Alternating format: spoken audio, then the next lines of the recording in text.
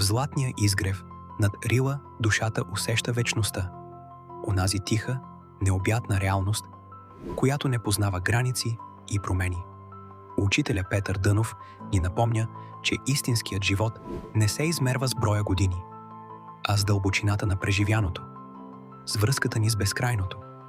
Вечността не е просто безкрайно време, а особено състояние на духа, когато човек се освободи от оковите на миналото и бъдещето, за да заживее в пълнотата на настоящия миг.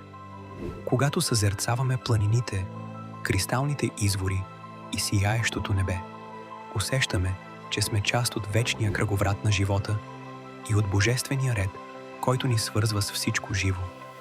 В ежедневието, дори сред суетата и бързината, можем да се свържем с вечността чрез тихата молитва, чрез благодарност и сърдечност, чрез осъзнато присъствие и чистота на сърцето. Вечността е домът на душата. Там няма страх, няма раздяла, а само любов и светлина, които ни изпълват с мир и надежда.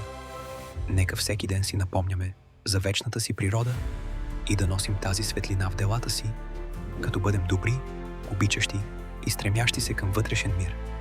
Така вечността ще заживее в нас и чрез нас, превръщайки живота ни в непрекъснато духовно пробуждане и хармония.